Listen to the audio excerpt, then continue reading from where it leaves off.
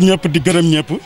donc activité bi nga xamante ni tey moo ñu fi dajale syndicat bu ñuy wax set ñoo fi ñëw wax dëgg yàlla pour jàppale centre bi jël seen koom-koom jëm seen ay alal ñëw ci école bi vraiment pour defaraat ko gën ko yeesal samp fi ay fleur defaraat table yi nga xamante ni yàqu na defaraat table banc yi nga xamante ni yàqu na defaraat machines yi frigo yi xam nga centre de formation day am ay cuisinière am ay frigo am ay installation électrique am ay jardin yoo nga xam ne dañ fay soxla ay réservoir et cetera vraiment ñu ñëw ak seen alal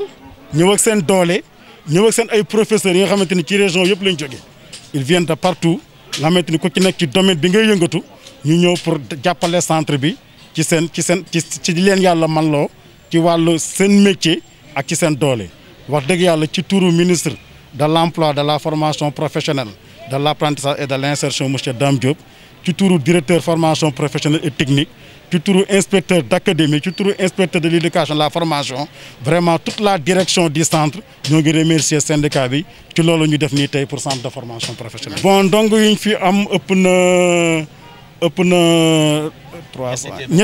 ñetti téeméeri ndongo donc ñi fiy jàng ci métier yu bari am na métier restauration métier hôtellerie métier coiffure métier habillement confection métier agriculture métier élevage nu ñuy yore ay poussins et cetera donc métier yooyu ak métier santé hygiène doo xam ne dañ leen di former nga xamante ni mën nañ opérationnel dans les hôpitaux pour mën a def les premiers soins. quatrième la ñuy duggee pour def CAP mais ci suñuy projection ci suñuy yéene am na yéene ibbi yeneen niveau comme BEP bu ko defee xale yi mën a continuer seen formation bu ñu commencé ci centre bi niveau CAP. am nañ aussi yéene ubbi ce qu'on appelle des certificats de spécialité. certificat de spécialité 3FPT moo koy financé dañuy enrôler ay xale yoo nga xamante ni dañ leen di defal métier bu gaaw en 6 mois ñu opérationnel parce que loolu mooy orientation léegi ministère bi dañoo bëgg la plupart des jeunes qui sont dans ce pays là ñu assurer leen ay formation yoo nga xamante ni rapidement dañuy opérationnel. taux d'insertion bi aussi alhamdulilah ñoo ngi sant yàlla donc suñu cellule d'appui à l'insertion wax dëgg yàlla bi nekk ci école bi ñoo ngi accompagner élèves yi ba ku ci génn ñi dem liggéey ci restaurant yi ñi placer leen ci atelier de confection yi mag yi ñi yóbbu leen ci hôpitaux yi et cetera vraiment jusque là vraiment ñoo ngi leen di accompagner pour ñu am insertion yu baax. Amar Kane syndicat enseignement professionnel technique bëccëg bi nga xamante ni moom lañ fi def si tey dafa nekk bëccëg bi nga xamante ni liñ ci jublu mooy bokk ci ñiy defaraat dunduwaay yi ci biir école bi bokk ci ñi nga xamante ni ñoom ñooy refaire le cadre général établissement yi donc mu nekk li nga xamante ni lu bees la muy innovation parce que guléet ñu gis syndicat dugg ci école jël ci xaalisam parce que li ñuy wax cokof si la ñu jël ci xaalisam te amul benn soutien extérieur bi nga xamante ni dugg na ci ne dañuy refaire école bi li tax ñu koy defar nag mooy dañu jàpp ni école bu ñu mënta dem ci Sénégal muy formation professionnelle ñun école boobu suñu école la te lañ fa def du ñàkk te tey boo duggee ci benn école nga def fa benn garab wala nga peinture benn tableau wala loo fa mënta def rek ëllëg nekkul looy ñàkk parce que enseignants yi ñoo koy utiliser parce que élèves yi ñoom ñoo koy utiliser loolu moo tax tey ñu ñëw ci CFP bi ne dañ fiy andi suñu ñaq andi fi suñu doole liggéey fi am lu bees li nga xamante ni dañ ko fi def pour ëllëg ñu xam ni budul revendication rek maanaam ñaxtu rek budul ñaxtu ñun syndicat yi am na leneen lu ñu mën a apporter. waaw mun nañu andi yeneen aspect ci syndicat parce que xam nga li ko waral mooy syndicat li ñu ko gën a xamee mooy yuuxu réclamer di laaj ak yelleef loolu nag moom duñ ko bàyyi. waaye itam dafa am leneen li nga xamante ni dañ ko bëgg a dugal ci biir syndicalisme mooy itam suñu doole lim ñu may ak suñu xam-xam lu ñu may ñu dugg ci biir participer ci ba nga xamante ni école yi ñu nekk lépp li nga xamante ni mën nañ ko ñu jéem ko def ko ci ba nga xamante ni ëllëg cadre de vie bi day gën a yokk. day mel ni tey damay faral di wax ni ñun ñëpp ci kër yi ñu yare nañu booy nekk xale ñu lay yare ngay dagg garab ngay def lii donc am na loo mën li nga xamante ni xëy na école bi soxla na ko te xëy na moyens yi permettre ko loolu nag la ñu andi mooy ce que li tubaab di wax savoir faire moom la ñu andi ak militants yi nga xamante ni ñoo fi nekk partager ak ñoom pour defaraat kanamu école bi. ñuy sant yàlla parce que kuy waxal yàlla rek te yàlla tax xam na ni affaire yi ngi soppeeku nànk-nànk nag ça veut dire que ni problème amul. problème yi bëri na lool lu ci mel ni ci biir centre yi war nañ leen gën a fulaal war nañ leen gën a jox gëdd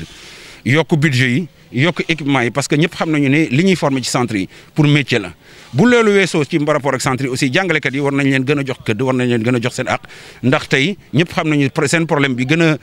am moom mooy les lenteurs administratives yi jàpp seen carrière te loolu yaakaar naa ni lu ñu war a gën a taxaw la mu gën a motiver nit ñi parce que ëllëgu Sénégal ci ndaw yi la reposer te ndaw yi tey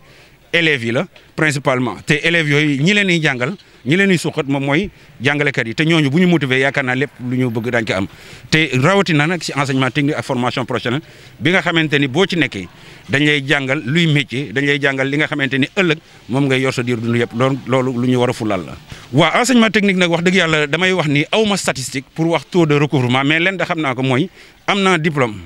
plomberie am naa diplôme maçonnerie am naa diplôme nangam te awma métier lu néew la bu amee itam lu néew la ndaxte damay faral di wax ni enseignement technique luy différence am ak ki am licence ak ki am maîtrise mooy boo fi génn dafay am li nga xam ne mën nga ko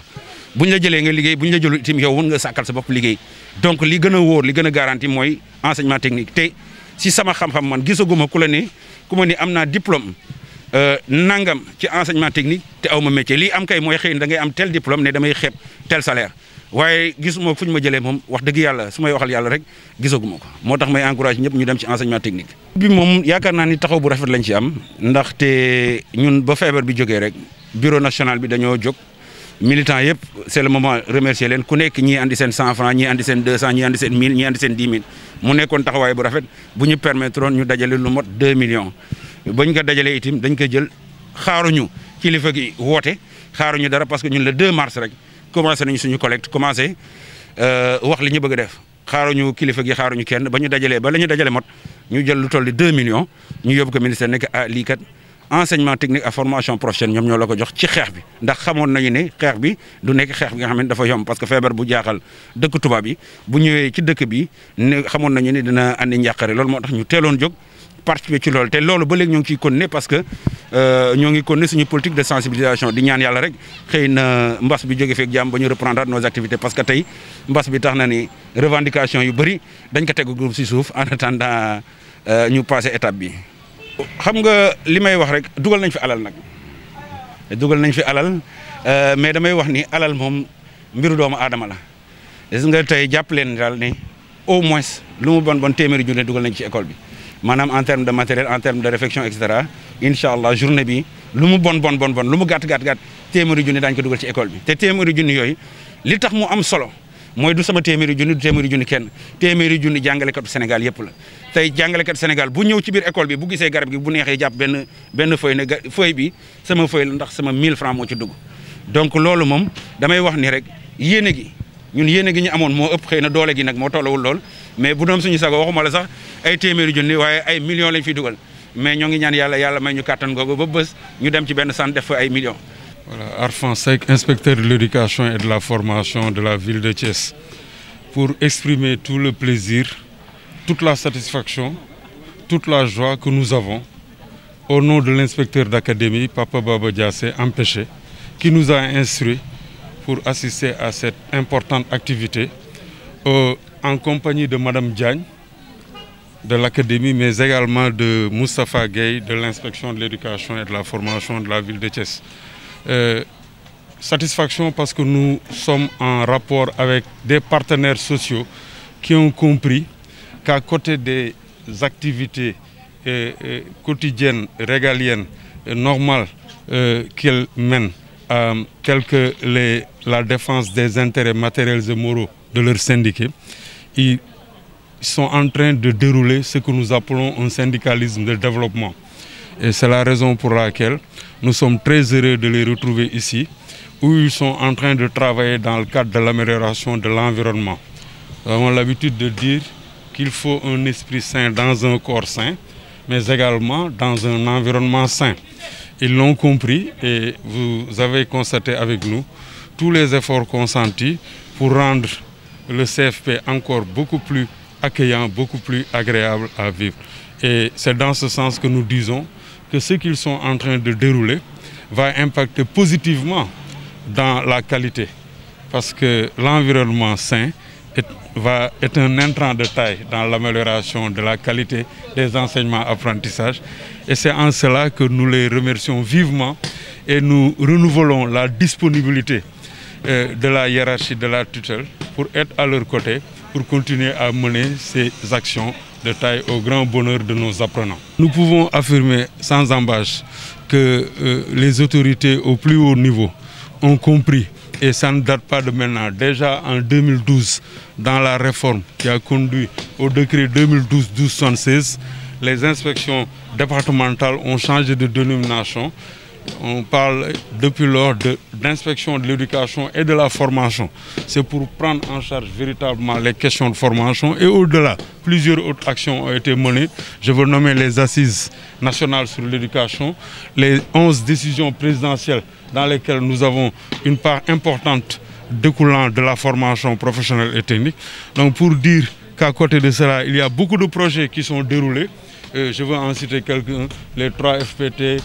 etc. Donc des projets aujourd'hui qui, au-delà de la formation, vont même dans le sens de l'entrepreneuriat pour capaciter l'ONFP, les apprenants vers des activités de développement.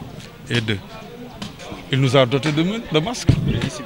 Non, non, non, vous pensez que c'est insuffisant. Il y a la dotation qui est là, que nous avons reçue et nous sommes en train de faire la distribution. D'ailleurs, nous avons instruit nos collaborateurs de faire en sorte, et nous avons appelé les directeurs et chefs d'établissement pour que les masques ne séjournent pas longtemps dans nos cellules. La dotation en général, elle a été distribuée. Mais vous savez, le président de la République, au plus haut niveau, il a dit, apprenons à vivre avec le virus. C'est nous, c'est la collectivité, c'est la communauté. Il y a une contribution de l'État qui est là, mais à côté de la contribution de l'État, naturellement, des efforts doivent être consentis par rapport à la communauté. C'est-à-dire qu'il ne s'agit pas de rester les bras croisés. Il s'agit pour moi de me protéger, de se protéger en protégeant l'autre. Et ça, c'est une attitude attendue de chaque citoyen. C'est-à-dire qu'au-delà des efforts de l'État, chacun doit y mettre du sien. Et nous allons affirmer sans embâche que les efforts de l'État sont là et réellement visibles. Mais les masques ont été distribués. Le port de masque, ça c'est un comportement citoyen pour respecter, on a l'habitude de le dire, les restrictions des sanitaires mais également des sécuritaires. Ça, c'est un comportement, mon cher, et on ne cessera jamais de le dire. Il s'agit de faire des rappels, le rappel étant pédagogique, pour que les gens portent les masques. Mais la disponibilité des masques est réelle, et effectivement, là, n'est-ce pas?